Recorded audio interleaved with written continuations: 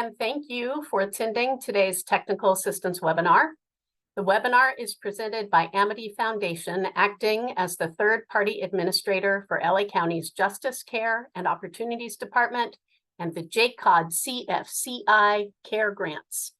The CFCI, or Care First Community Investment Grants, are the result of ballot measure J, voted in by LA County residents in 2020. Care First Community Investment Funds are intended to be invested directly into communities and alternatives to incarceration that address negative outcomes caused by racially driven criminal legal system inequities and long-term economic disinvestment. Today's webinar is being recorded. You do not have to be on camera. Understand that if you are on camera, your image may be captured in the recording.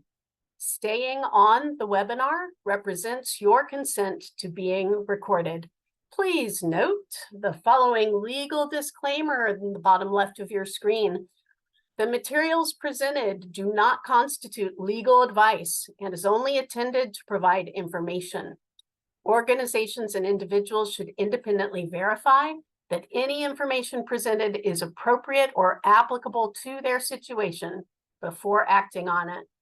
Mina, I'm going to pass the next slide over to you.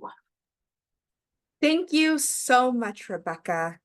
So, I don't have the narrative for this one, Rebecca. I'm so sorry. Oh, no worries. All right. Okay, so so back to me. I'd like to introduce you to today's presenters. My name is Rebecca Gray, and I am the grant administrator for Amity Third-Party Administrator, Mina. Hi, everyone. My name is Mina Cabrion, and I am the Training and Technical Assistance Coordinator here at Amity Foundation. At Amity, we incorporate teachings that center the community before we begin our work. Today, we will use the LA County Land Acknowledgement to recognize the price paid by individuals that has resulted in efforts such as Care First Community Investment.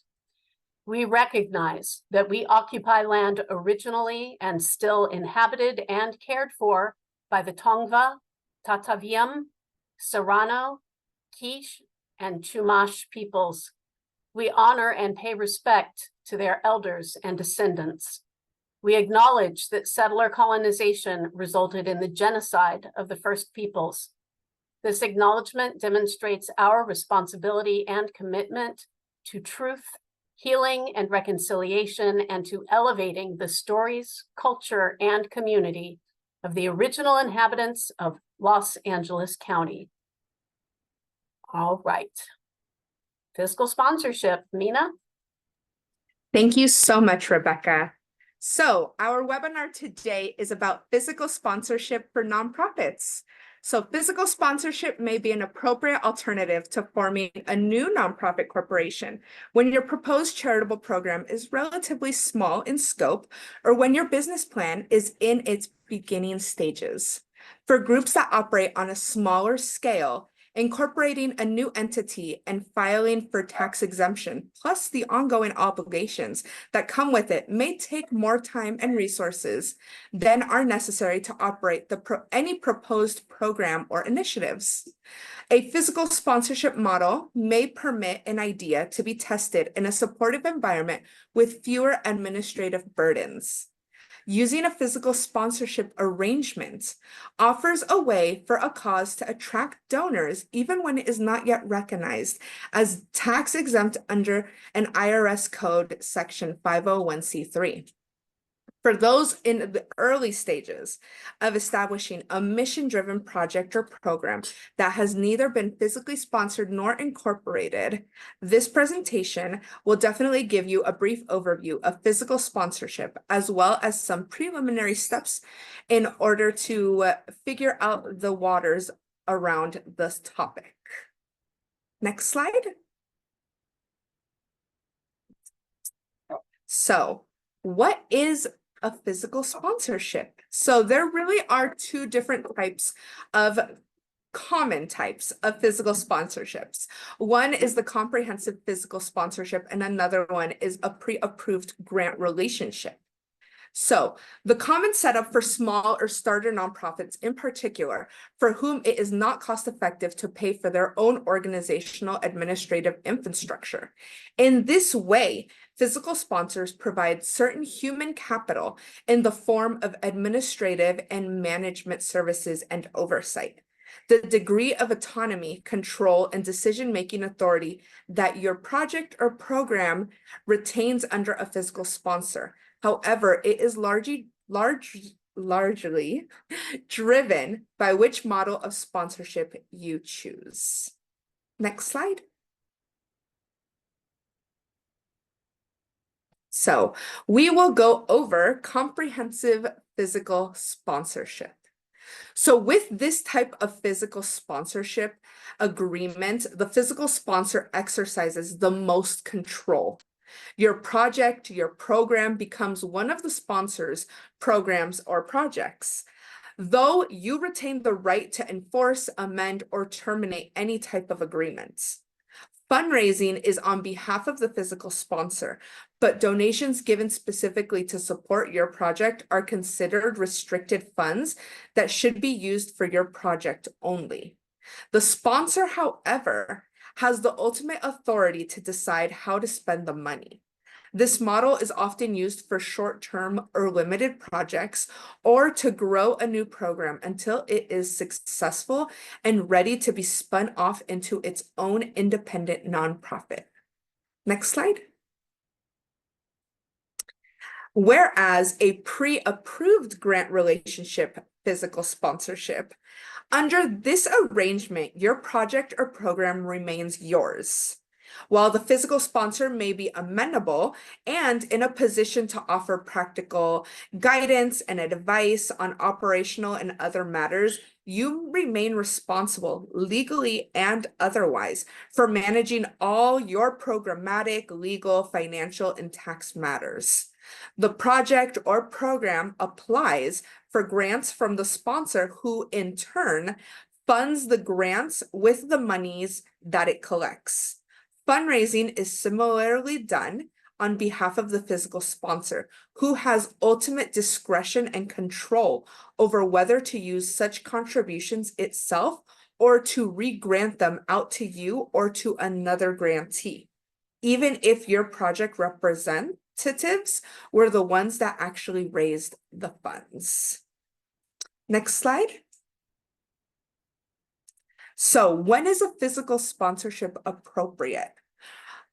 A physical sponsorship may be appropriate when the proposed charitable program is relatively small in scope, temporarily in nature, or when the business plan is in its beginning stages.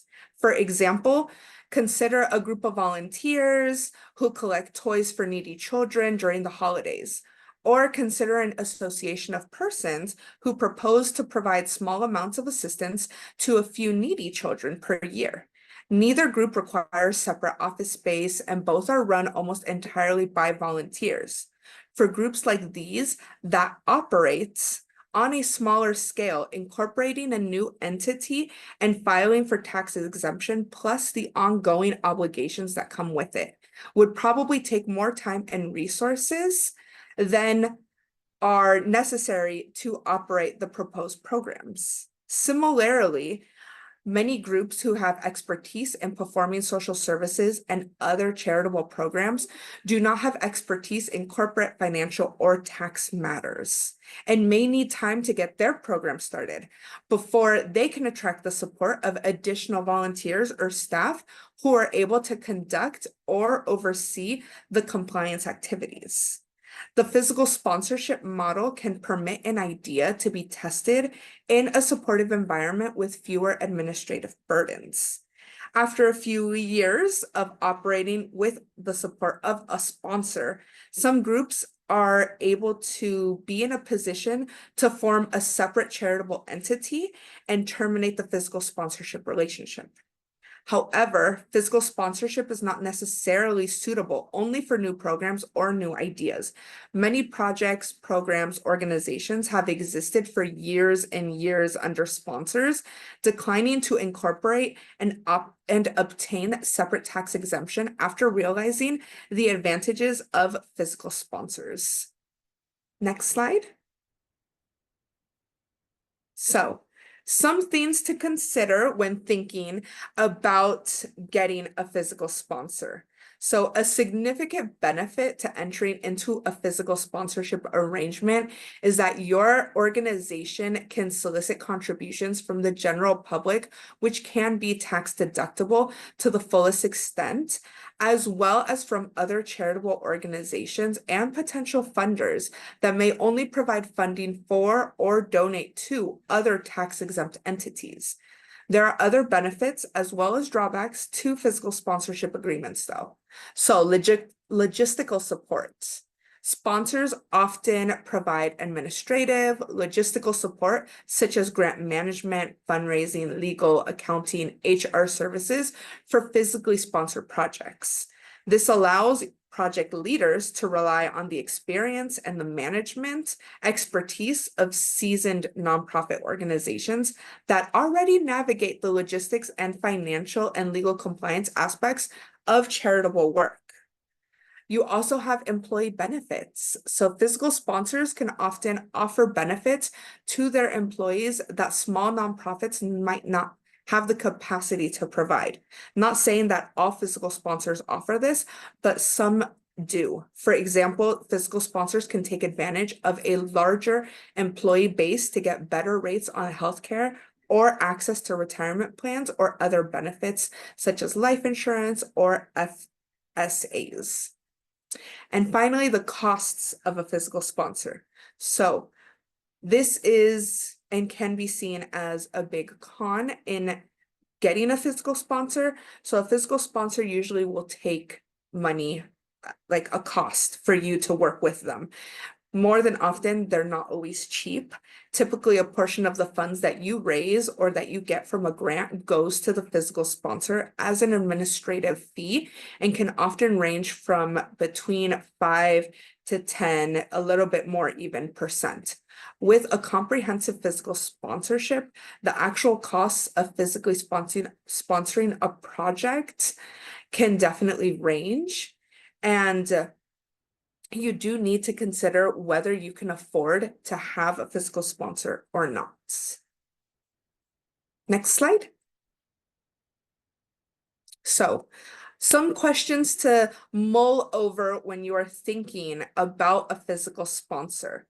You should think about how many staff do you have. How many staff do they have? Do staff members have the bandwidth, experience, the know-how to do operational work? Think of the legal aspects, the financial aspects, the human resources. Is it financially feasible to hire an individual to meet those infrastructure needs rather than working with a physical sponsorship, such as hiring a bookkeeper or an accountant? How many entities do the physical sponsor currently have? So a physical sponsor should be at least 6. It should be at least 6 that the physical sponsor should be looking at. A physical sponsor shouldn't be managing so many because then how much attention can they really give your organization? Next slide. So relinquishing control. So unlike when you form a 501c3 and control your mission-driven project that fully lies with you and your board, varying degrees of control over your program or your organization can be depending on a physical sponsorship. So since your organization is underneath another organization, it can be very tied together. You may have to align with their branding or their materials, their creative content. A challenging part of entering a relationship with a physical sponsor is that you often have to align missions or establish that trust that all the physical responsibilities are handed from you over to them.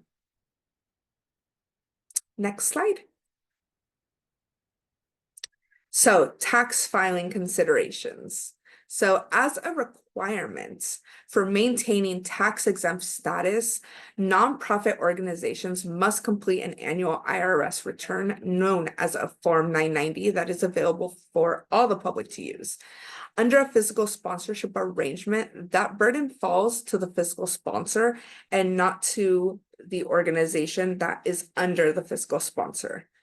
The fiscal sponsor carries the burden of passing what is known as, doing all of those taxes and calculating all of those forms and all of those numbers.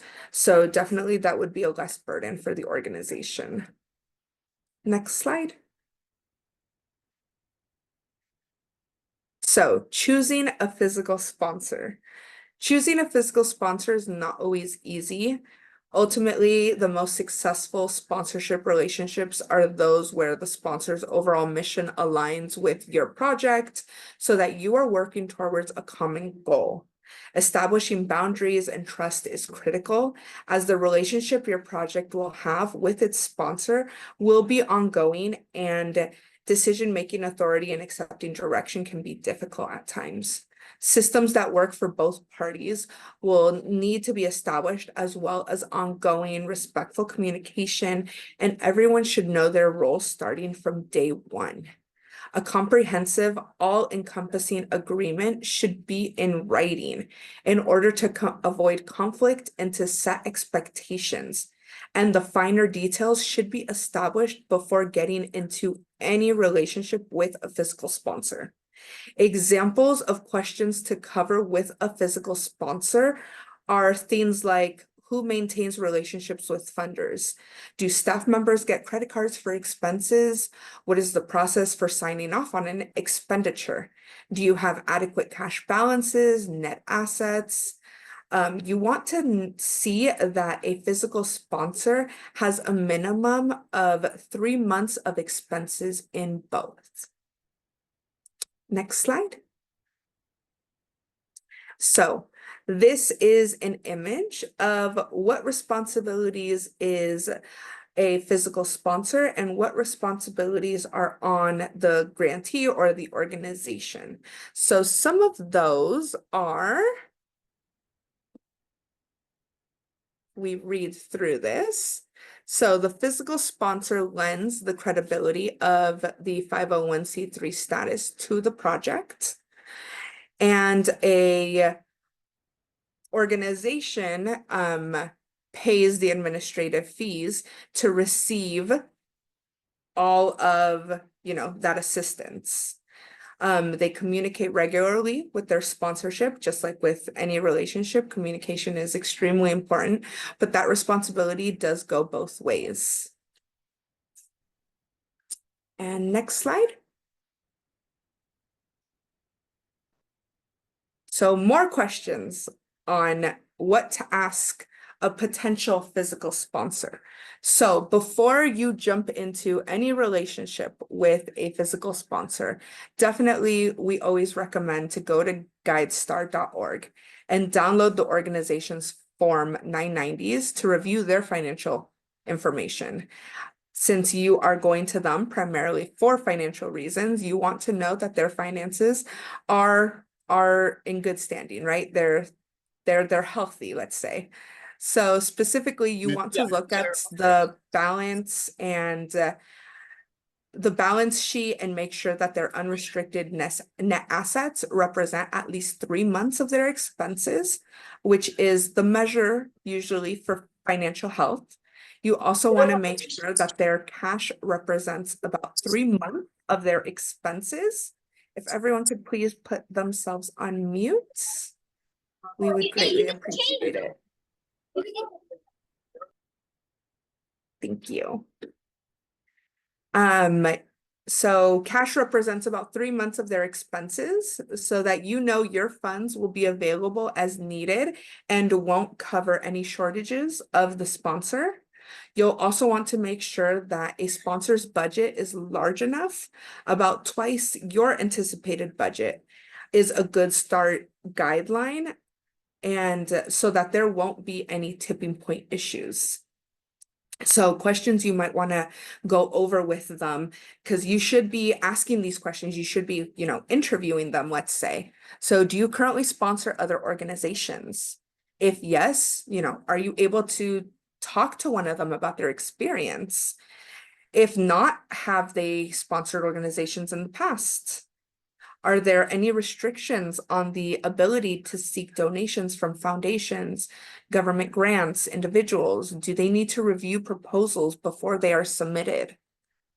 Most sponsors will at least want to know whom you are soliciting funds from, so that there are no conflicts with you and them applying to the same funder.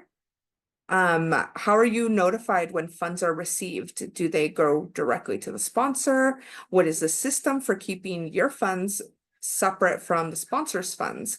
Will they use a separate bank account? And if so, does your project or your organization, your program, keep the interest if there is any? Are they able to track your funds by the funding source? Do they have a system for invoicing?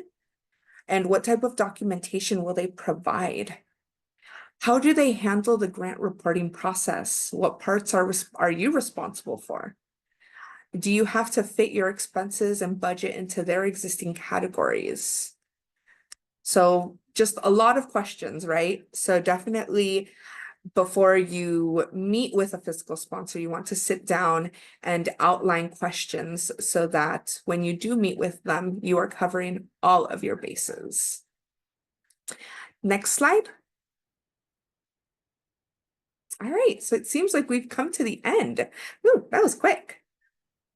Does anyone have any questions? So there have been no questions in the chat. I apologize that I was unable to full screen share. But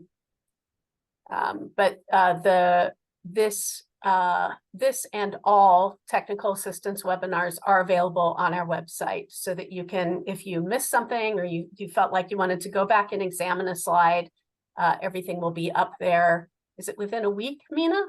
Yes, ma'am. Within a week. No questions. Ooh. All righty then. Any questions? Any questions? Going, gone. It's Does a a physical fiscal, sponsor. oh, so I Sorry, did, Rebecca. sorry, yeah, I did, it's physical, it's fiscal, just to be clear. You know, physical is like moving your body. And Of I know course, I'd say the wrong word. it's all right. I mean, The it's heat. kind of half and half. Yeah, no worries, no worries, Siobhan. We also often say physical because it feels like that. Honestly, it feels like a physical sponsor. So, the question was, does a fiscal sponsor? Yes. So usually, They do. the fiscal sponsor doesn't do this for free. They usually request, I've seen 15% of every grant of any money that you raise independently. They don't even have to have been involved in raising the money, but any grant you get, any money you raise, they usually will take a 15% or higher cut of that. The argument being that they are your accountant, they are your HR, often they're covering your insurance, right? They function as your administrative office. So they need a percentage of funds to help be the administrator for your organization. And some will charge 5 or 10%. Not everyone is like the 15. Just like with any wage, you could try negotiating that percent. If they come at 15, try to negotiate it to 10. I'm sure we're all, advocates in this space. So definitely advocate for yourself and try to go for a lower percentage. It also, you should think about what you're getting in return for that cost. You know, the more services they're providing, probably the higher percentage is justified. But if they're not doing much for you, then they shouldn't be charging you too much. And look at different organizations who potentially could be physical sponsors. So Amity has a list of vetted physical sponsors. So if you want that information, I encourage you to reach out to your grant advocate so that they could give you that list. Any other questions? I think I still am saying physical. It's okay. I'm not a summer person, people. Doesn't seem like there's any questions. How can you get on the list to be a sponsor? Ah, so Holidays Helping Hands. So you're thinking about becoming a fiscal sponsor for someone else. So yeah, go on. Go on, Mina, sorry. No, I don't. Okay. You go ahead. So we just went through, and we are not, this is information that we researched and put together because we became a third-party administrator, right? Amity, being vetted by Amity is meaningless in the larger world. You are allowed to be a fiscal sponsor if you think your organization can handle it, right? You do not need to be, you don't need any kind of certification.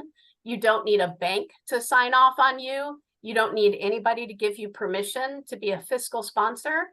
If you believe you have the capacity to handle all of the administrative priorities of your own organization, along with the administrative priorities for somebody else, while they kind of borrow your employment identification number, your EIN, and your bylaws and your board, like all of that becomes responsible for this new entity. You can find, if you're looking for like contractual language, highly recommend nobody enters into do not consider yourself fiscally sponsored on a handshake. If you just have a handshake agreement with an organization, you do not have an agreement. That's not going to stand, that's not going to protect you, and it's not going to protect them. If you Google search fiscal sponsor contract, you can find several templates that you can just fill in the information for. It'll have, most of them have every single thing that you could do as a fiscal sponsor. And you can just eliminate the things that you don't want to do before you sign off with the organization that you want to sponsor. So it's just like any memorandum of understanding or any other formal agreement you make with an organization, put it on paper and sign it. So I hope that helped Holidays Helping Hands. And if you want to get on the Amity vetted list, reach out to your grant advocate and we can definitely find out how that can happen. Yeah, I know it does involve our accounting office looking at your financials, making some, like if you've never been a fiscal sponsor before, we would be less likely to recommend you because anyone who gets a CFCI grant who needs a fiscal sponsor, we want to make sure that the fiscal sponsor has a lot of, if we're going to recommend them, we want them to be really good at that job. So I'm not saying you won't be great your first time out, but I know that our accounting office looks at that before they recommend somebody.